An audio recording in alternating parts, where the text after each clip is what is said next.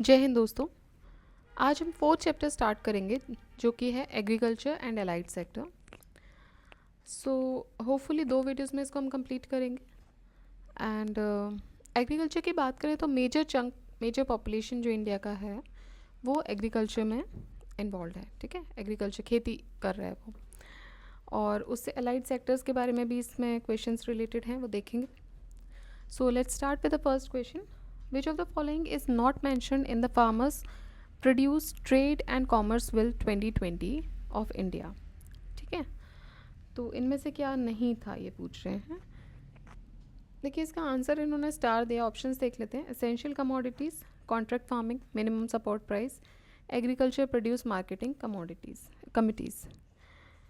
तो एक्सप्लेनेशन अगर हम देखें तो इसमें बोल रहे हैं कि farmers produce trade and commerce bill 2020 जो कि एक्ट बन गया था फिर सितंबर 2020 में, बट बाद में उसको रिपील कर दिया गया 1 दिसंबर 2021 को।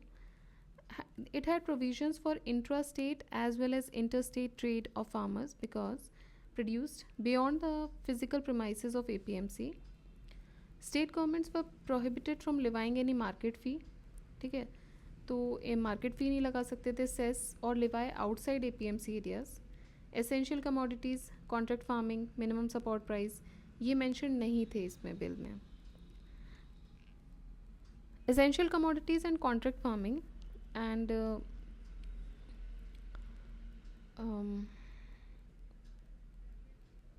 मिनिमम सपोर्ट प्राइस ये बिल में नहीं थे। Essential commodities and contract farming ये जो थे they were the part of the 2 farm acts, essential commodities amendment act 2020 and farmer empowerment and protection agreement on price assurance and farm services act 2020। इसमें अलग अलग mention थे, ना कि इस बिल में थे। विच वर ऑल्सो रिपील्ड ऑन 1 दिसंबर 2021, तो ये भी रिपील कर दिए गए थे। नेक्स्ट क्वेश्चन देखते हैं। Given below are the 2 statements. Assertion और रीजनिंग का क्वेश्चन है। असर्शन बोल रहा है the union budget 2021 has focused on rural development with aim of doubling the farmers income. ठीक है, तो यूनियन बजट 2020-21 जो है it has focused on rural development और इसका एम क्या है? Doubling farmers income. ऑलराइट, ठीक है, सही स्टेटमेंट है। रीज़न ये बोल रहे हैं कि जो 16 एक्शन पॉइंट्स अनाउंस हुए थे बजट में is centred around agriculture, irrigation and rural development. ठीक है, तो ये इसको बेस्ट एक्सप्लेन भी कर रहा है कि फार्मर्स की इनकम को डबल करने के लिए क्या क्या जो भी मेजर्स लिए जा रहे हैं वो उसका रीज़न बनते हैं। तो union finance minister Nirmala Sitharaman ने अपने बजट स्पीच में बोला था that the government is committed to double the farmers income by 2022 and towards this goal उन्होंने 16 एक्शन पॉइंट प्लान अनाउंस किए थे फार्मर्स के लिए जो कि सेंटर्ड थे around agriculture, irrigation, rural development. Union budget 2020-21 has focused on rural development with the aim of doubling farmers income and government allotted 2.83 lakh crores, ठीक है, for agriculture and allied activities, irrigation and rural development. Hence statement 1 सही है और statement 2 उसको best explain कर रहा है। Next पूछ रहे हैं genetic industry includes. Genetic industry में क्या आता है? एग्रीकल्चर, फिशिंग, हंटिंग या माइनिंग। तो जेनेटिक इंडस्ट्रीज़ जो होते हैं वो it includes agriculture. Genetic industries are engaged in reproduction and multiplication of certain species of plants and animals with the object of sale. तो क्या होते हैं कि जिसमें कि रिप्रोडक्शन होता है और मल्टीप्लिकेशन होता है कुछ पर्टिकुलर स्पीशीज़ का related to plants and animals with the object of sale. The main aim क्या है इसका कि प्रॉफिट कमाओ। इन सारी जो भी आप विक्रेता बनोगे, जो भी बेचोगे उससे प्रॉफिट कमाना इसका मेन एम होता है। Examples of genetic industries includes nurseries. ठीक है, तो एग्जाम्पल की बात करें अगर जेनेटिक इंडस्ट्री की तो इसमें क्या क्या आ जाएंगे? आपके नर्सरीज आ जाएंगे जहाँ पे प्लांट्स को ग्रो किया जाता है बेचने के लिए। Poultry farms where the birds and are raised for meat and eggs. Then animal husbandry, pisciculture for growing fish in ponds, canals and rivers. Orchard to harvest different kinds of fruits and agriculture or farming for growing crops. ठीक है, तो इसमें ये सारी चीज़ें आ जाएंगी। Which among the following is not an objective of food management in India? Food management का objective क्या नहीं है इनमें से? तो देखिए, प्रोक्योरमेंट और डिस्ट्रीब्यूशन जो होता है फूड ग्रेन्स का and maintenance of food grains buffer stock, ये मेन ऑब्जेक्टिव है, procurement of food grains and maintenance of food grains buffer stock. They are the main objective of food management in India, while export of food grain is not an objective. ठीक है, तो export of food grain इसका objective नहीं होता है, distribution होता है, procurement होता है, मेंटेनेंस होता है. So D would be the answer. Which of the following factors policies were affecting the price of rice in India in the recent past? MSP, governments trading, government stock piling या consumer subsidies. तो देखिए, सारी ही जो ये factors हैं ये सारे ही affect कर रहे थे the price of rice in India in recent past. Minimum support price impacts the price of rice in India as it is directed at providing insurance to agricultural producers against any sharp fall in the farm prices. Government typically buys more than 1/3 of the country's rice. तो government जो होती है वो typically 1/3 से ज़्यादा 1/3 से ज़्यादा जो राइस है वो उसको प्रोक्योर करता है, which also has a direct impact on prices paid by traders. Recent years में सेल जो है वीट और राइस की, it is undertaken through open market sale scheme. तो वीट और राइस की जो सेल है वो OMSS के द्वारा देखी जाती है, so as to check the inflationary trend in prices of food grains. Prices of rice as well as wheat stable रहे हैं रिसेंट पास में due to the adequate supply and due to maintenance of adequate buffer stock of rice by the consumers by the FCI. The impact of consumer subsidies is to lower the prices. तो impact क्या होता है consumer subsidies का? भाई subsidy देते हो किसी को तो आप क्या फ़र्क पड़ रहा है उससे कि आपके जो आप खरीद रहे हो उस पर आपको सब्सिडी मिली, थोड़ा कम पैसों में मिलेगा. तो lower the prices. Okay. And for the consumers, example, National Food Security provides rice at 3 kg per to the poor families. तो भाई सब्सिडी क्या है? ये सब्सिडी है ना, 3 रुपये किलो चावल आपको मिल रहा है. जो चावल आप लेट से कि जो चावल वहाँ पे मिल रहा होगा उसकी मार्केट की वैल्यू 30 से 40 रुपये हो सकती है मे बी, तो वो 3 रुपये में मिल रहा है. ठीक है, ऑब्वियसली बासमती राइस नहीं दे रहे हैं वो, बट खाने योग्य आपको फूड ग्रेन प्रोवाइड हो रहा है. तो वो अगर हम उसकी कीमत कम भी देखें तो 30 से 40 रुपये होनी चाहिए उसकी मार्केट में. तो वो उनको कितने में मिल रहा है? 3 रुपये में मिल रहा है. तो that is subsidy which is being provided. Alright, next. In India which of the following can be considered as public investment in agriculture? Public investment इनमें से किसको मानेंगे? Fixing the minimum support price for agriculture produce of all crops. ठीक है, ध्यान दीजिएगा, investment की बात कर रहे हैं एग्रीकल्चर में. इनमें से क्या क्या इन्वेस्टमेंट माना जाएगा? तो मिनिमम सपोर्ट प्राइस को फिक्स करना, computerisation of primary agricultural credit societies, जो पैक्स कमिटीज़ होती हैं उनको कंप्यूटराइज करना, social capital development, social capital बनाना, then free electricity supply to farmers, free electricity देना फार्मर्स को,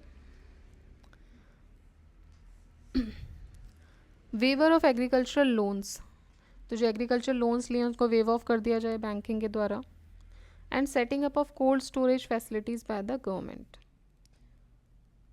ठीक है, तो ये इनमें से आपको बताना है कि इनमें से इन्वेस्टमेंट इन एग्रीकल्चर क्या है. इन्वेस्टमेंट इन एग्रीकल्चर इनमें से क्या है? ठीक है, तो देखिए आंसर जो इसमें दे रहे हैं वो बोल रहे हैं 2, 3 एंड 6. 2 क्या है? Computerisation of PACS, and 3 is social capital development, and 6 is setting up of cold storages. So public investment का मतलब होता है investment in the creation of physical infrastructure, जैसे कि cold storage बनाना, canals या roads बनाना, computerize करना primary credit societies को, social capital form करना with education and training, research and development etc. तो ये तीनों statement सही हो जाएंगे. Investment is a term associated with the capital part of the budget. ठीक है, इन्वेस्टमेंट क्या है? जो बजट के कैपिटल पार्ट से एसोसिएटेड है. Subsidy is a revenue part और वो पब्लिक इन्वेस्टमेंट में इंक्लूडेड नहीं होता है. इसीलिए जो सब्सिडीज़ और लोन वेवर्स होते हैं वो इन्वेस्टमेंट का पार्ट नहीं होते हैं. फ्री इलेक्ट्रिसिटी सप्लाई जो होती है फार्मर्स को and weavers of agriculture loans for banking system, ये गवर्नमेंट सब्सिडी पॉलिसी के पार्ट होते हैं.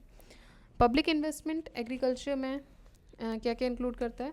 It constitutes investment made by government to create capital or social assets to improve agricultural productivity. Fixing MSP gives farmers the remunerative prices without creating any durable infrastructure. तो statement 1, 4 और 5 जो हैं वो गलत हो जाएंगे, ठीक है? तो ध्यान दीजिएगा, इन्वेस्टमेंट की बात की थी उन्होंने। नेक्स्ट क्वेश्चन है, व्हाट इज़ और are the advantages of implementing the national agriculture market scheme. National agriculture market scheme को इम्प्लीमेंट करने के क्या क्या एडवांटेज और डिसएडवांटेजेस क्या क्या एडवांटेजेस हो सकते हैं?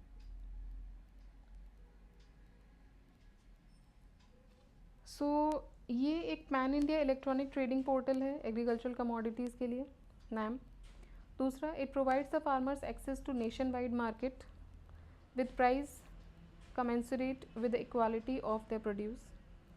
तो इनमें से क्या आंसर हो जाएगा? दोनों ही इसके एडवांटेजेस होंगे।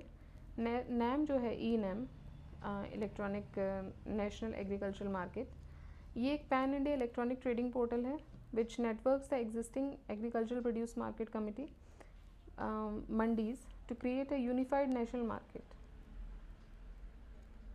ठीक है, एक यूनिफाइड नेशनल मार्केट क्रिएट करता है ये for agricultural commodities. Integration of APMCs across the country through a common online market platform to facilitate pan-India trade in agriculture commodities, providing better price discovery through transparent auction processes based on the quality of produce। इसके साथ ही साथ timely online payment देना farmers को, ये mission है E NAM के।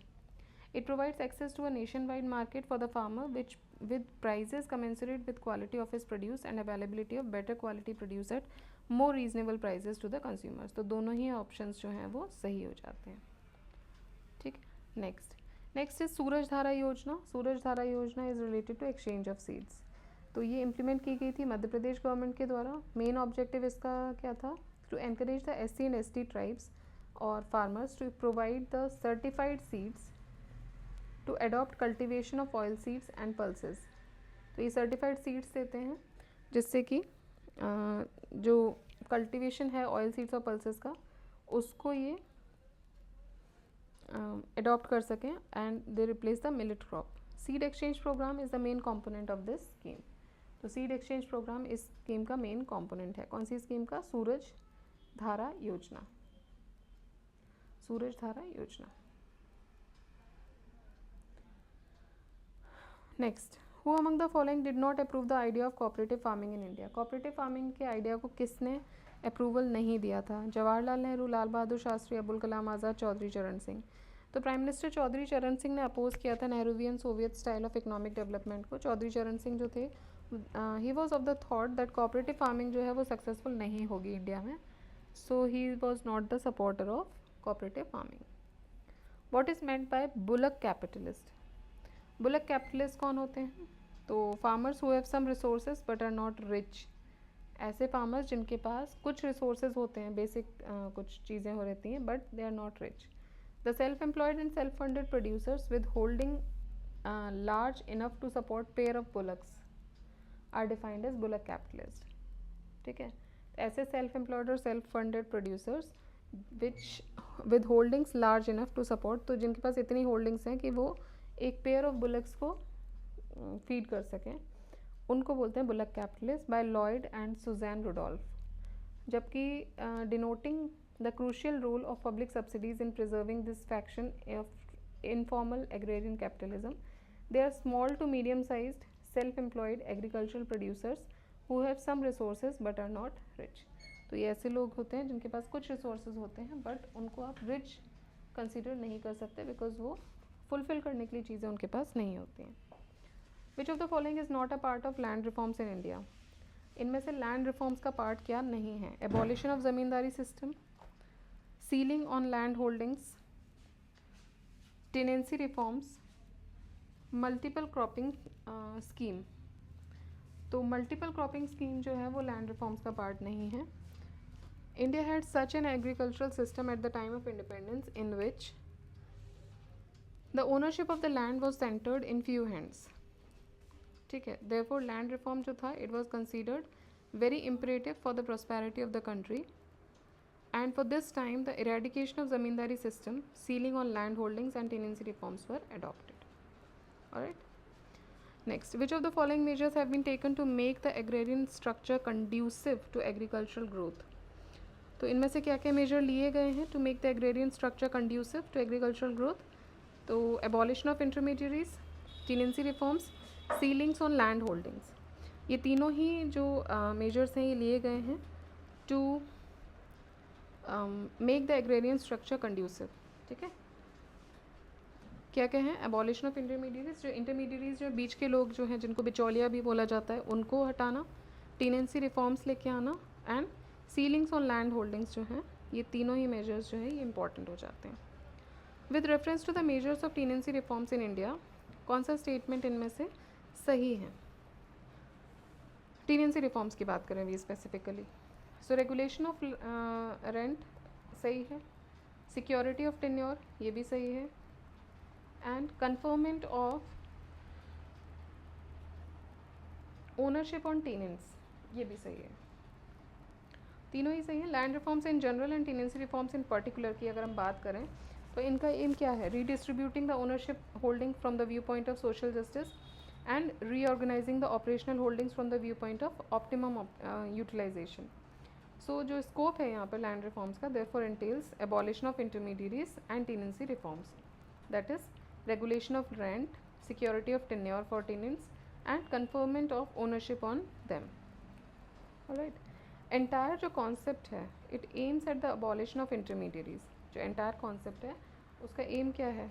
Abolition of intermediaries and bringing actual cultivator in direct contact with the state.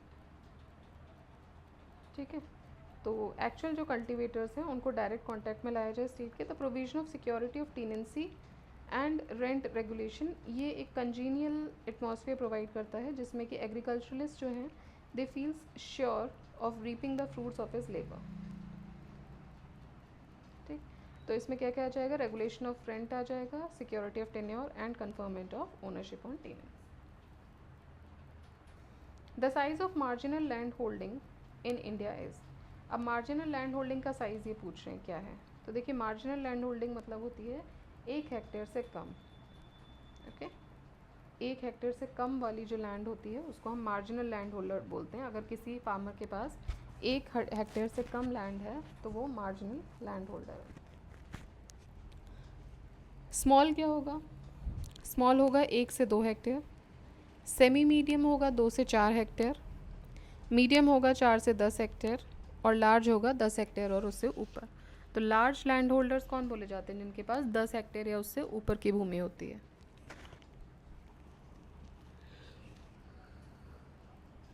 Same question इससे पहले भी आया था 2016 में. The size of marginal land holdings in India is less than 1 hectare. A farmer which has a land holding between 1 to 2 hectare ये कौन होगा? अभी हमने देखा है यहाँ पर स्मॉल, सॉरी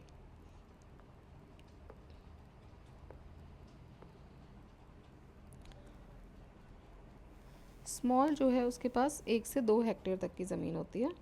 तो a farmer who has a land holding between 1 to 2 hectare is a small farmer. ठीक. मार्जिनल कौन होगा? जिसके पास 1 से कम होगी. बिग फार्मर कौन होगा? लार्ज फार्मर जिसके पास 10 से ज़्यादा होगी, 10 हेक्टेयर की बात कर रहे हैं. मीडियम फार्मर कौन होगा? जिसके पास 4 से 10 होगी. और सेमी मीडियम कौन होगा? जिसके पास 2 से 4 होगी. Average size of land holding in Bihar in comparison with other states is. तो ये इस 2017 के समय का क्वेश्चन है. उस समय सेकेंड लोएस्ट थी 0.39 हेक्टेयर जो कि केरला से कम थी. केरला में सबसे कम थी 0.18 hectare. The most critical stage for irrigation in wheat is. तो सबसे क्रिटिकल स्टेज होती है CRI स्टेज मतलब crown root initiation stage. CRI crown root initiation stage, tillering stage, booting stage, jointing stage, flowering, milking and dough stages ये critical stages होती हैं irrigation की. Among them सबसे क्रिटिकल स्टेज जो होती है वो होती है crown root initiation stage when plant suffers most due to moisture stress. क्योंकि इस टाइम पे मॉइस्चर स्ट्रेस बहुत होता है और इसकी वजह से जो प्लांट होता है, जो पौधा होता है, बाल जो गेहूँ का, वो सबसे ज़्यादा सफ़र करता है. Which of the following is the effective reason of slow development, agricultural development in India? Rural poverty, urban poverty, skilled labor, migration from cities to villages. तो effective reason क्या है? Rural poverty.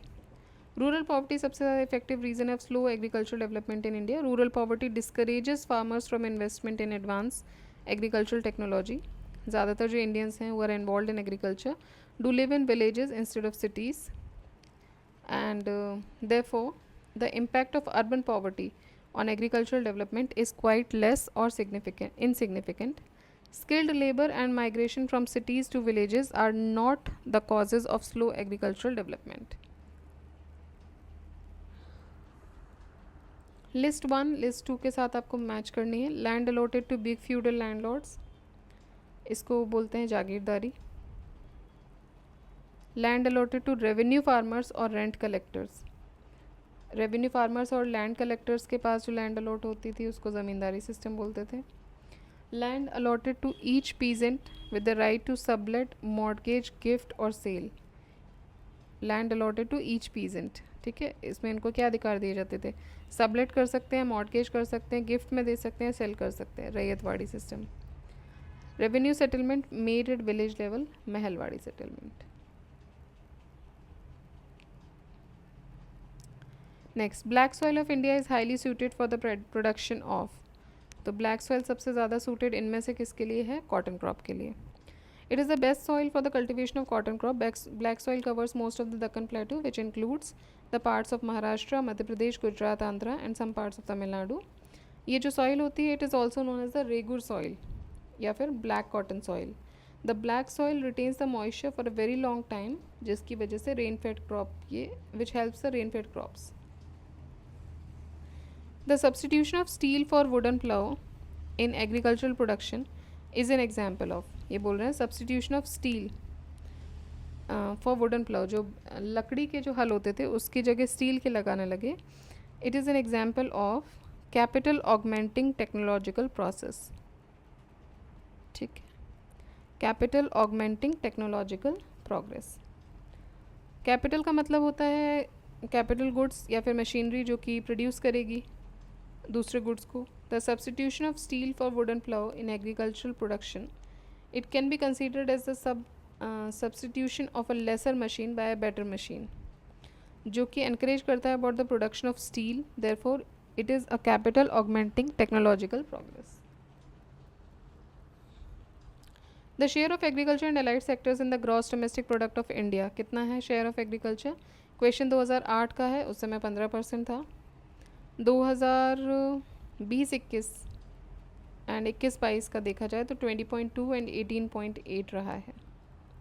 Share of agriculture in national income is around, ये 2013 का question again हम अभी का देख लेते हैं. फर्स्ट एडवांस एस्टिमेट्स के हिसाब से जो शेयर है एग्रीकल्चर अलाइड सेक्टर का जीवीए में, इट हैज़ डिक्रीज्ड, तो ये डिक्रीज़ हुआ था 18.8%. The contribution of agriculture at present in national GDP is approximately, देखिए अब फिर से अभी की बात करेंगे तो 12-13 का जो शेयर था in national GDP in the year 11-12 वो 14.1 था. At present the contribution of agriculture in the national income of India stands at present the contribution of agriculture in the national income of India stands at. देखिए फिर से हम अपना latest data ही देखेंगे.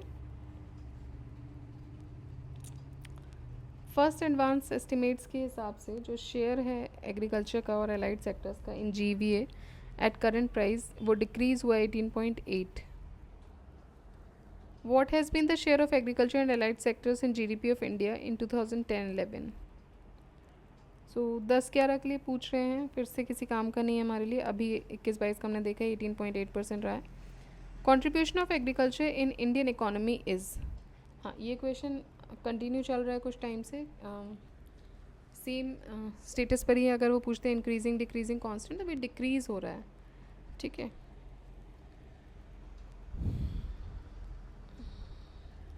Since the advent of planning era in India, the share of agricultural sector in GDP has.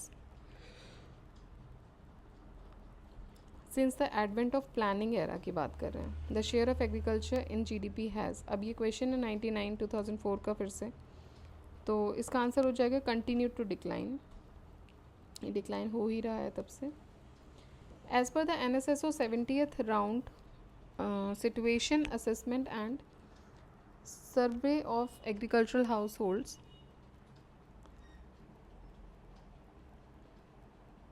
consider the following statements. Rajasthan has the highest percentage share of agricultural households among its rural households. Out of the total agricultural households in the country, a little over 60% belong to OBCs. In Kerala, a little over 60% of agricultural households reported to have received maximum income from sources other than agricultural activities. Okay तो first और third statement तो सही है. जो second statement है, out of the total agricultural households in the country a little over 60% belongs to OBC, ये data ये सही नहीं बता रहे हैं. 45% डेटा जो है वो OBCs के पास है, 16% SC एंड 13% STs के पास है. ठीक है. Next question. What is the percentage of rural household which is engaged in agriculture? ये भी क्वेश्चन 2016 का है, ये 2014 के हिसाब से पूछा हुआ है, तो उस समय 57.8% था. Which of the following state has the largest area under soybean cultivation? Madhya Pradesh. अगर 2021 की बात करें तो महाराष्ट्र ने आउटस्ट्राइप कर दिया मध्य प्रदेश को, और अभी 2021 के हिसाब से महाराष्ट्र जो टॉप प्रोड्यूसिंग स्टेट में आ गया था. Which of the following countries has the highest per hectare production of cotton in the world? Highest per hectare production of cotton जो है वो ऑस्ट्रेलिया का था, और 2021 में भी top 5 countries with highest per hectare yield of cotton जो है वो ऑस्ट्रेलिया है, फिर China, Brazil, Turkey and Israel. The average yield of cotton is highest in India for the state of. Average yield of cotton जो है वो highest है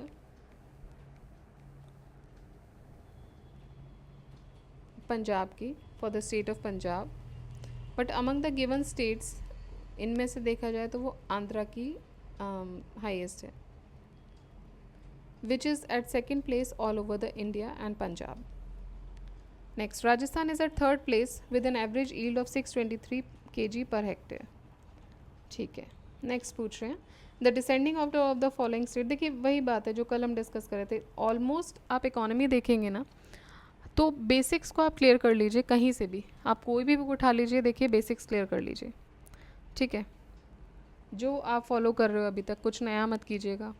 और अब तो वैसे भी एग्ज़ाम अप्रोचिंग है तो अब मैं कुछ नए सजेशंस आपको नहीं दूंगी, लेकिन कभी भी अगर आप अगले एग्ज़ाम के लिए भी पढ़ रहे हैं बेसिक्स को अपना क्लियर कीजिए. क्या होते हैं बेसिक्स वो क्लियर कीजिए.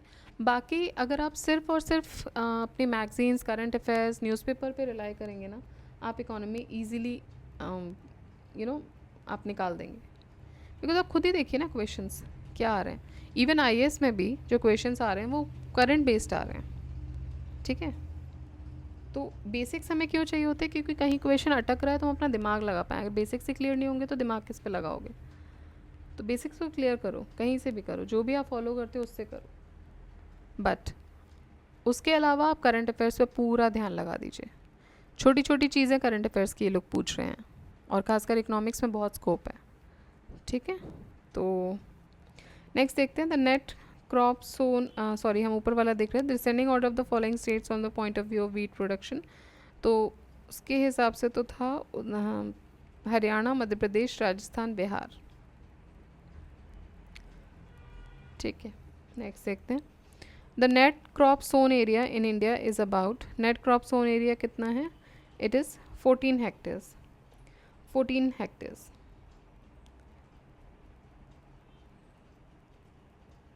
14 crore hectares, sorry. I'm just looking at the explanation if anything is of use because 2016 का क्वेश्चन है ये. According to the annual report of 2020-21 of the Ministry of Agriculture and Farmers Welfare, the total geographical area जो रहा country का वो 328.7 million hectares था, जिसमें से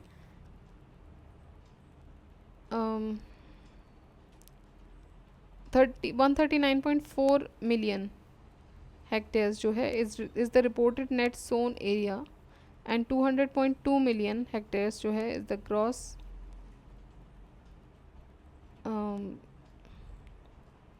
आई थिंक क्रॉप्ड एरिया जो रहा है वो रहा है विद द क्रॉपिंग इंटेंसिटी जो थी वो थी 143.6, और जो नेट सोन एरिया रहा है works out to 42.4% of the total geographical area. Net irrigated area 68.6 million hectares रहा है।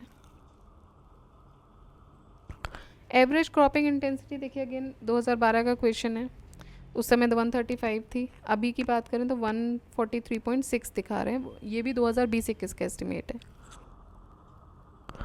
In which of the following years the food grain production has a negative growth.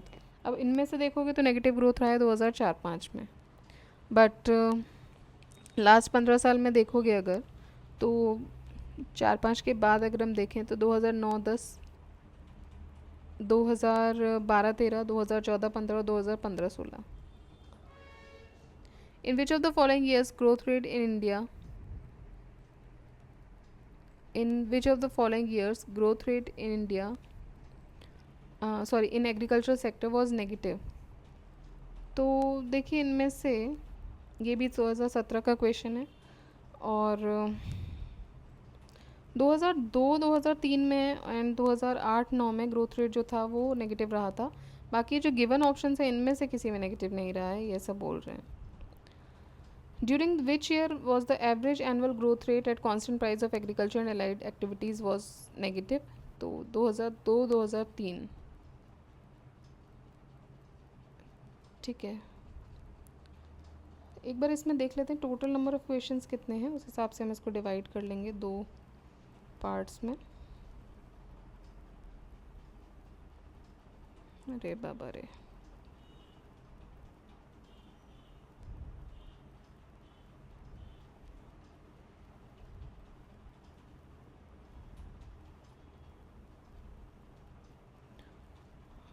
इसमें वही 200 क्वेश्चन के आसपास हैं। तो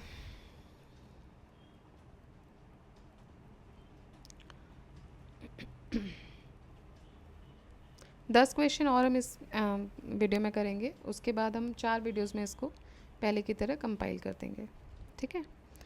तो 40 क्वेश्चंस हो गए, हम आगे देखते हैं। या next is in the year 97-98 Indian agriculture sector जो था उसमें नेगेटिव ग्रोथ देखने को मिली थी, कितनी? 1% की।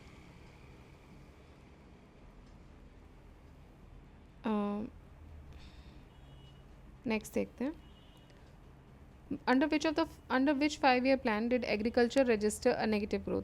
बार बार देखिए यही पूछ रहे हैं, आपको ध्यान रखना है कौन, अब हर चीज़ में ये छोटी छोटी चीज़ें जो है ना ये आप ध्यान रखिएगा। तो under which 5-year plan did agriculture register negative growth. तो एग्रीकल्चर ने नेगेटिव ग्रोथ कहाँ रजिस्टर की थी? तो ये की थी 3rd 5-year प्लान में, ठीक है।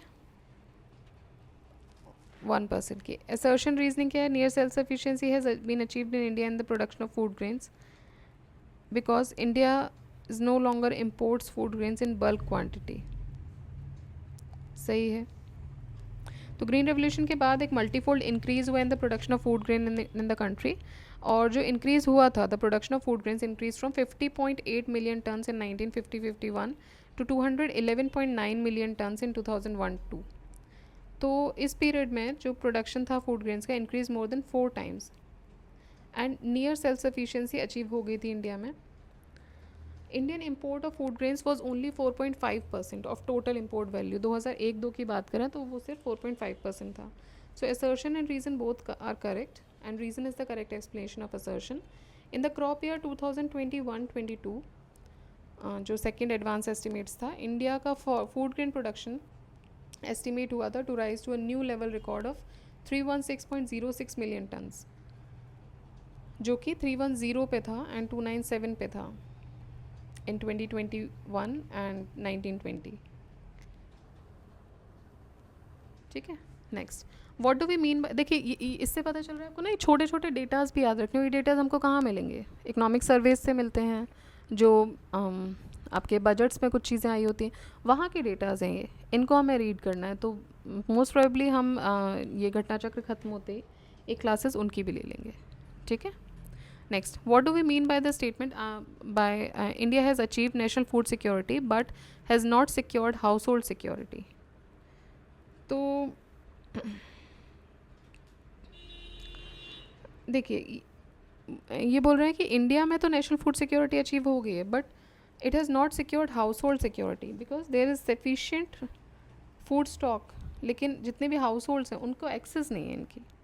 तो as a result of greenhouse gas revolution green revolution, there has been a remarkable increase in food production, ठीक है, बट जो पॉपुलेशन थी वो भी रैपिडली इंक्रीज़ हुई। So due to the compliance with the capitalistic policies जो कि initiate हुई थी 1990s में, द बेनिफिट था रैपिड इकोनॉमिक ग्रोथ का ट्रांजिशनल इंडियन इकोनॉमी में, it did not reach the lower sections of the society, lower sections तक वो नहीं पहुंचा था। Despite of the availability of adequate food grains, जो वीकर सेक्शन था उसके पास एक्सेस नहीं थी इसकी because of its low purchasing power, क्योंकि उनकी परचेजिंग पावर कम थी। सो इन दिस कॉन्टेक्स्ट ये बोला जा सकता है कि national food security has been attend by India but family security achieve नहीं हो पाई थी। Next, according to report of CAG published in the year 2000 on PDS, the government subsidy on food grains increase from 92, 93 to 98, 99। कितने times बढ़ी थी? तो ये बोल रहे हैं 3 गुना बढ़ी थी ये, ठीक है। तो हम तो अभी का ही देखेंगे। अगर हम देखें, allocation to food subsidies estimated at 2,06,831 crore in 2022-23 budget. 21-22 जो बजट था उसमें 2,42,000 समथिंग था एलोकेट हुआ था, but revise estimate is 18% higher than the budgeted estimate at it is notable that the year 2020-21 इसमें एक्स्ट्रा ऑर्डनरी एक्सपेंडिचर देखने को मिला था फूड सब्सिडी पर, क्योंकि कोविड-19 का समय था, ठीक है, and payment of food subsidy arrears भी दिए गए थे FCI को। Next, which of the following is the largest vegetable producing country in the world? अब ये डेटा है 2015 का क्वेश्चन है ये, तो उस समय चाइना इसका आंसर था। चाइना जो है लार्जेस्ट प्रोड्यूसर है वेजिटेबल्स का और फ्रूट्स का in the world. India is the world second largest producer of vegetables and fruits next to China only, और इंडिया सेकंड है। According to FAO data 2019, India largest producer है ginger और okra का amongst the vegetables and ranks second in production of potatoes, onions, cauliflowers, brinjal, cabbages, ठीक है। Next देखते हैं, the amount of onion exported from India in 15-16 was about, onion उस समय 12 lakh ton onion, 12 lakh ton onion export हुआ था। According to data of agriculture and processed food products export delivery authority APEDA, 2015-16 में India exported a total of 12,01,245.29 metric tons of onion, the total value of which was 2,747.41 crore. The country has exported 2020-21 की बात करें तो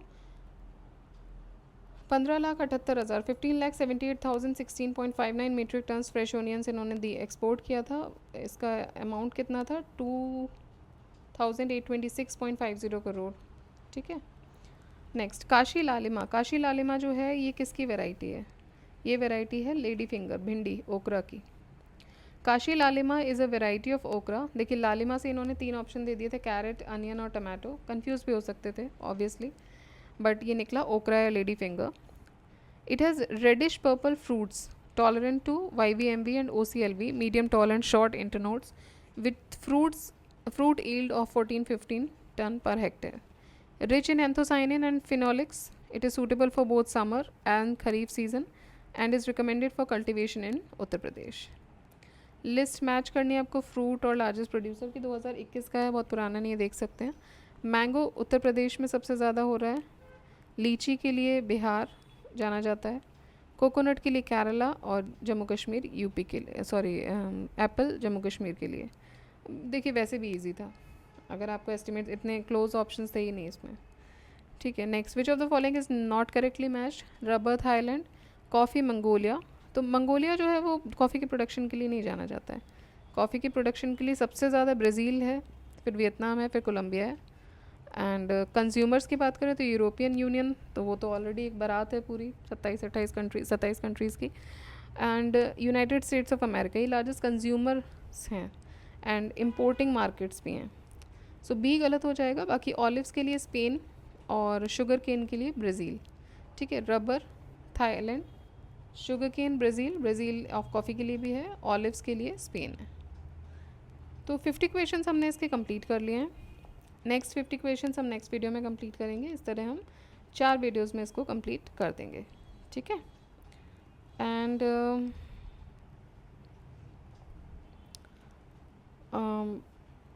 बाकी ये जो list होती हैं, जैसे एग्रीकल्चर की लिस्ट आ गई, कौन किस में लार्जेस्ट प्रोड्यूसर है, आपके रिसोर्सेज की आ जाती है, ये सब भी हम एक बार एग्ज़ाम जब हमारा अप्रोचिंग होगा उससे कुछ दिन पहले ही हम इसको रिवाइज़ कर लेंगे। तो that will be beneficial for everyone. और अभी से करेंगे तो वो रटना मुश्किल हो जाता है, एग्ज़ाम से कुछ समय पहले ही हम इसको रिवाइज़ करेंगे।